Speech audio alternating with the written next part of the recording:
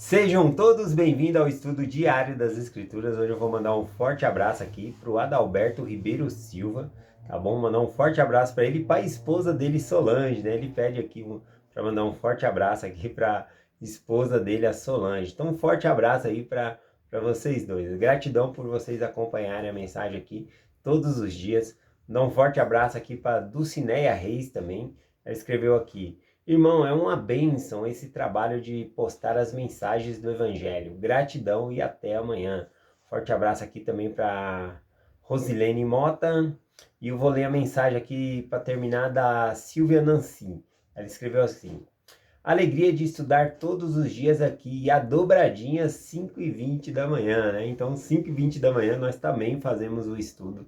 É esse mesmo que eu posto aqui. Tá bom? Só que 5h20 da manhã a gente estuda das 5h20 até 6 horas da manhã, então são 40 minutos. Então é óbvio que ali tem um pouco mais de profundidade, um pouco mais de detalhe, mas se você não pode estudar comigo às 5h20 da manhã, pede para mim a descrição do vídeo, tá bom? Eu posso estar enviando para vocês aí pelo WhatsApp. Se você já participa no estudo, aí não precisa, porque a Cláudia coloca lá no grupo. Inclusive, a Silvia, ela continua a mensagem aqui, né? Gratidão pelos estudos. E a irmã Cláudia Brito, né? Que prepara a sala, né? Todos os dias ali para nós, 5h20. Ela termina a mensagem aqui com até amanhã. Então, até amanhã, Silvia, também. E agradecer também. Eu também quero agradecer a Cláudia Brito, o esposo dela, né? Todos os dias eles abrem a sala para nós termos a aula online. Gratidão a todos que acompanham aqui, tá bom? Vamos lá, hoje eu vou compartilhar com vocês aqui, começando em Lucas capítulo 2, a partir do versículo 2. Eu vou lendo aqui já fazendo a explicação. Então diz assim, ó: sendo Anás e Caifás sumo sacerdote, veio no deserto a palavra de Deus a João, filho de Zacarias. Então aqui já menciona que Anás e Caifás, eles eram sumos sacerdotes, né, em Jerusalém. E na verdade os judeus eles só tinham um sumo sacerdote por vez, né, mas aqui menciona que eram dois. O que está acontecendo aqui? Anás, ele foi deposto, né, do seu cargo, né, talvez ali por conta da idade dele, pelos romanos, tá bom? Então ele perdeu o chamado dele, os romanos tiraram e colocaram outra pessoa. Não deu muito certo, depois colocou outra pessoa também, não deu muito certo, até que então entrou o genro dele. Se Caifás aqui é genro, né, de Anás aqui, então ficou sendo da mesma família. Mas mesmo Caifás, né, sendo sumo sacerdote ali, legítimo, o Anás, ele continuou ali, muitos judeus considerando ele como o sumo sacerdote. Foi difícil passar o bastão ali, né? A gente entende isso na igreja, né? Às vezes troca ali a liderança, a gente fica acostumado com aquela velha liderança, então é mais ou menos isso que estava acontecendo aqui. Também os judeus consideravam que o chamado, né, de sumo sacerdote, ele não era desobrigado, tá bom? Era a pessoa só depois que morria para deixar de ser. É igual nós temos apóstolo, né? O chamado de apóstolo, a pessoa não é desobrigado. A pessoa fica pro resto da vida como apóstolo ali, tá bom? Então é mais ou menos isso, esse exemplo aqui que eu estou dando para entender. E aqui fala que veio do deserto a palavra de Deus a João, né? Então de quem que era a mensagem que João Batista compartilhava? De Deus, vinha diretamente de Deus.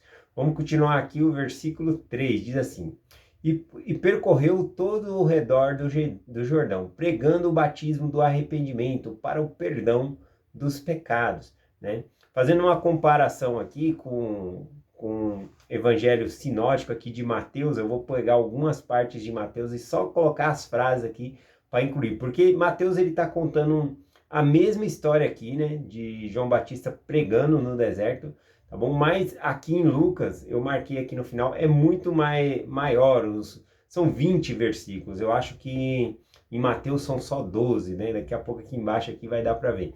E também em Marcos é apenas 8. Então em Lucas traz mais detalhe, mas em Mateus traz algumas falas que aqui não tem, então eu vou acrescentando, tá bom?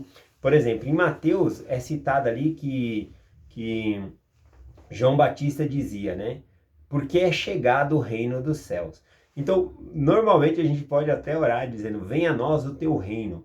Mas qual reino, né, que a gente está pedindo? Será que é o reino milenar, o milênio, né? porque o reino de Deus já se encontra na terra, porque é a igreja de Cristo, tá bom? O evangelho de Cristo é o reino dele aqui na terra também. Bom, então devemos lembrar disso, que o reino de Deus está na terra.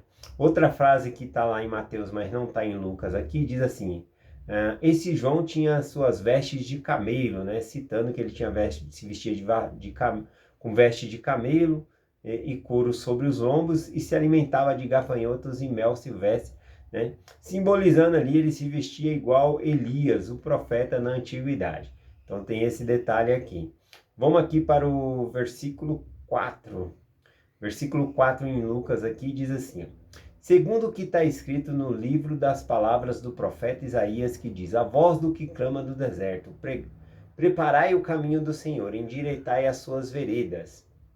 Todo vale se encherá, todo monte outeiro se abaixarão, e os caminhos tortos se endireitarão, e os caminhos acidentados se aplanarão.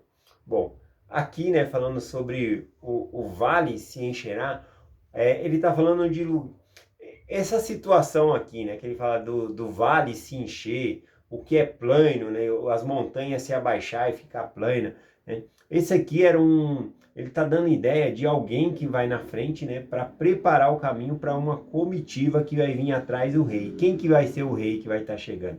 O próprio Jesus Cristo. Então, João Batista, ele é esse que está indo preparar o caminho, tirar as pedras do caminho ali para Jesus Cristo chegar, tá bom? Ele é o rei aqui, tá bom? Então tem essa situação aqui, né? Bom, aqui quando fala aqui, ó, os vales, né, que vão se tornar altos, né? Ele está falando simbolicamente de pessoas humildes que vão se elevar. Deus vai elevar essas pessoas como uma montanha. Também os montes e outeiros, né, que são orgulhosos, né, por conta de hipocrisia e coisa assim, ele vai abaixar, ele vai aplanar, ele vai baixar essas pessoas. Baixa a bola aí que vocês não é tudo isso não, né? E aí ele fala dos caminhos tortuosos, né? Ele está citando aqui que o rei está vindo e que nós precisamos consertar os nossos caminhos tortuosos. Se há buraco, né, colocar terra, endireitar o caminho. Então isso simboliza endireitar a nossa vida, né? Eu peguei essas explicações aqui, eu gostei. Vamos aqui para o versículo 6. O versículo 6 é bem pequeno, que diz assim, ó: toda a carne verá a salvação de Deus. O que isso significa? Que na segunda vinda, todo joelho se dobrará, toda a carne vai ver essa salvação. Então, a referência à segunda vinda de Cristo também. Versículo 7 diz assim: dizia, pois, João à multidão que saía para batizar por ele: raça de víbora, quem vos ensinou a fugir da ira que está por vir, né? Eu acredito que João Batista, se ele tivesse em nossos dias, né, pregando aqui, falando para as pessoas, raça de víbora, né? O que vocês vieram fazer aqui? Eu acho que ele não ia ter muitos likes aí no Facebook ou no Instagram, não sei. Eu acho que ele não ia ser uma grande massa, porque o que João Batista ele está pregando aqui é sobre o arrependimento, né? E às vezes as pessoas estão correndo mais atrás de prosperidade, de crescer financeiramente, né? Então eu acredito que se João Batista estivesse pregando hoje em dia aqui, não sei se teria tanto efeito assim nas massas das pessoas não, né? Eu acho que ele não teria muitos likes, né? Digamos assim. Bom, aqui quando ele diz, né, raça de víboras, a raça aqui significa descendência. Por que ele está falando isso? No próximo versículo ele vai explicar melhor. Só que quando ele está falando raças de víbora, aqui em Lucas fala que é para aqueles que estavam vindo ali assistir o batismo. Só que em Mateus ele dá um detalhe que fala para quem que é que ele está falando isso aqui, tá bom? Lá em Mateus 3, versículo 7 diz assim, ó: e vendo ele muitos dos fariseus e saduceus que vinham ao seu batismo, diziam: raça de víbora, que vos ensinou a fugir da ira vindoura?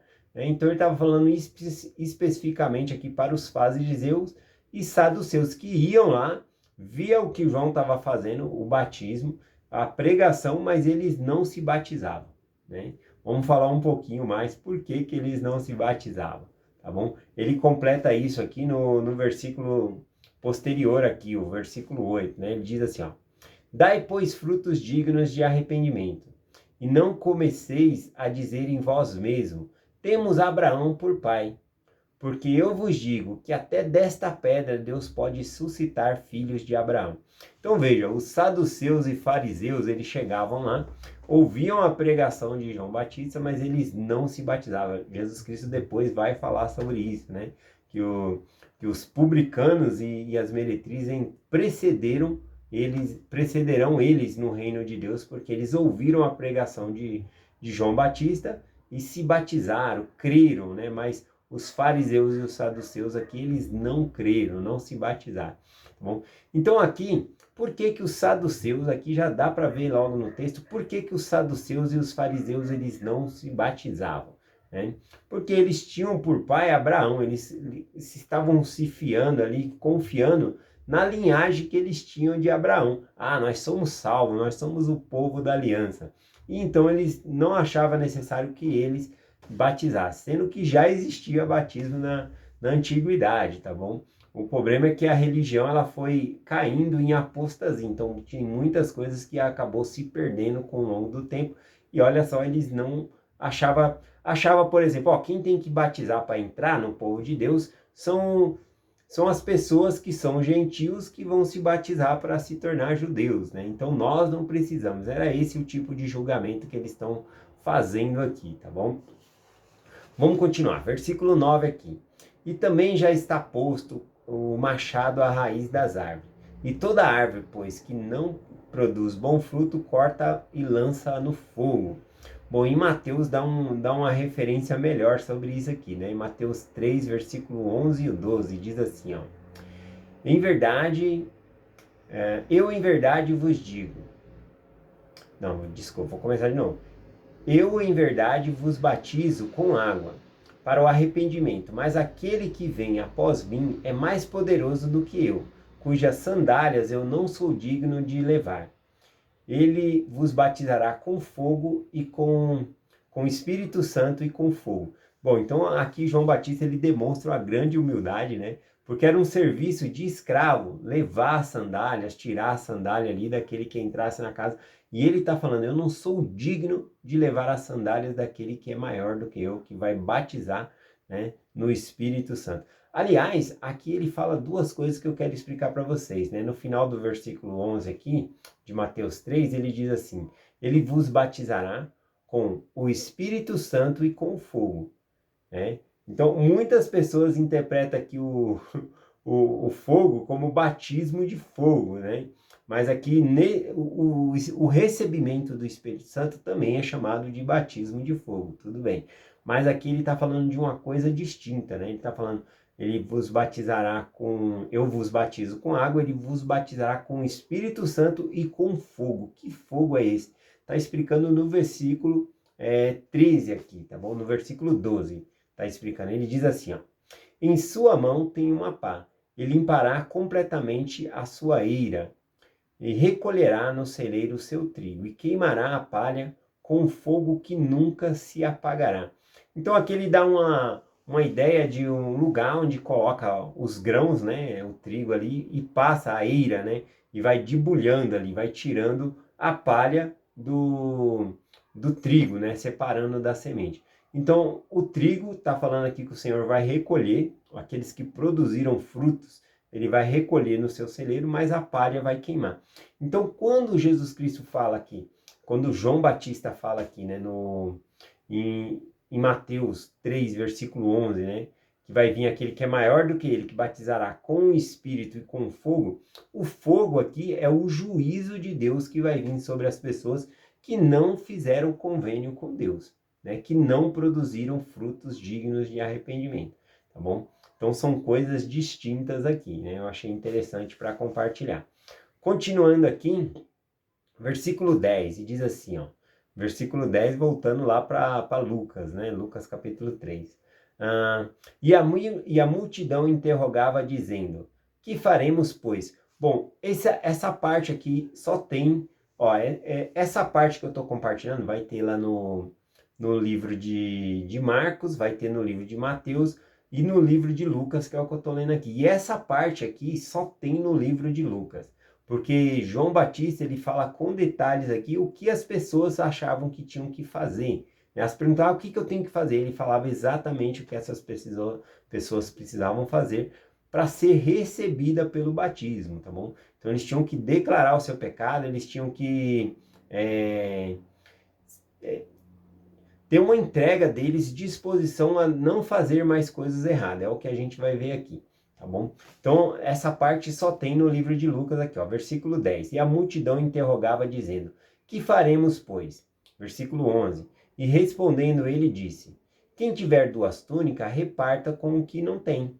Quem tiver alimento, faça da mesma maneira. Então, ele ensina aqui a caridade, né? A túnica é aquele que aquela roupa de baixo que eles têm. Então ele está falando, olha, não dá para fazer um sincretismo, né, daquela época para agora, né? Porque o que acontece? Hoje em dia nós temos um guarda-roupa de roupa, roupas, várias camisetas. Naquela época não se tinha guarda-roupa, né? A pessoa tinha ali um par de roupa para usar. Tinha a túnica, que era a roupa de baixo, e às vezes tinha uma capa, né? Um manto ali, tá bom? Era a única roupa que eles tinham ali.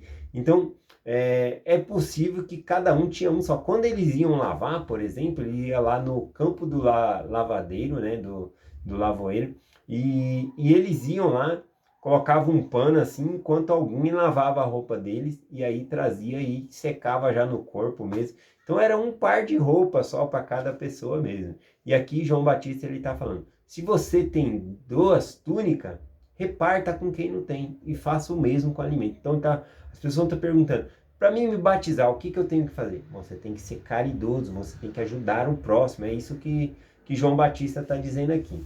E há pessoas específicas, né? Ele vai dizendo aqui também, ó, é o versículo 12, né? E chegando também alguns publicanos para serem batizados, disseram, mestre, o que devemos fazer? Né? E ele lhe disse, não peçais mais do que vos está ordenado. Os publicanos aqui, eles eram odiados pelos judeus. Eles eram judeus também, mas eles compravam o direito de Roma, tá bom? Para cobrar o imposto das pessoas. Ou seja, eles pagavam um valor fixo para Roma, tá bom? Do imposto que eles tinham que arrecadar. E aí eles cobravam a mais para tirar o salário dele. E tinha gente que cobrava muito a mais, né? Para enriquecer a si mesmo. Então, os judeus sempre viam os publicanos com maus olhos, tá bom? Como pessoas gananciosas e pecaminosas, assim por diante. Sempre quando fala publicanos, a gente vê que não é uma linguagem boa que os judeus falam deles, não, tá bom? Mas o próprio Salvador Jesus Cristo chamou um publicano, né, que é chamado Levi, para fazer parte dos 12 apóstolos. Levi, que é chamado Mateus. Né? Então, Mateus larga essa vida de publicano, não que era errado, né? A gente vai ter um outro publicano ali, chamado Zaqueu, que era um homem muito bom, né? E piedoso, ajudava muita gente. E Jesus Cristo, inclusive, ele elogia, né, Zaqueu também pela maneira que ele faz, né? Ele não defrauda ninguém, devolve, se ele cobrou a mais, ele devolve. Então aqui os publicanos, eles tinham essa fama aqui. E eles perguntam, né, o que nós devemos fazer? E aí João Batista diz para ele, não pensais mais do que vos é ordenado, né? Cobrar aquilo que é justo. É isso que ele está mencionando aqui. Vamos finalizar aqui. O último aqui que veio falar com eles eram os soldados, né? Os romanos, soldados romanos aqui, no versículo 14 diz assim, e uns soldados interrogavam também dizendo, e nós o que faremos? E eles disse, né? João Batista disse, não trateis maus, nem defraudeis ninguém, e contentai-vos com o vosso soldo. Né? Então ele falou para os soldados aqui, não trateis ninguém mal, né? Porque eles com aquele manto de autoridade, quase a cafarda, né, que eles tinham ali, eles às vezes tratavam as pessoas rudemente, né, com a espada ali, impunham algumas coisas. Não defraudeis ninguém, né, enganar ninguém. E por último, ele colocou, contentai-vos com o vosso soldo. Ou seja, o soldo aqui é uma moeda romana, tá bom? Então, ou seja, era para ele se contentar com o seu próprio salário e não ficar pedindo propina para as pessoas. Então é essa a mensagem aqui que eu queria compartilhar com vocês. Aqui a gente vê João Batista pedindo para pessoas uma mudança antes do batismo. Então se eles se declarassem ali com um propósito de viver dessa maneira que João Batista ele estava dizendo, então João Batista os aceitava para o batismo. Não era só chegar lá, eu quero batizar e entrava, não. Tinha que realmente estar disposto a viver os mandamentos, ser caridoso e fazer as coisas conforme João Batista menciona aqui, tá bom? É essa a mensagem que eu compartilho com vocês hoje, em nome de Jesus Cristo. Amém. Até amanhã.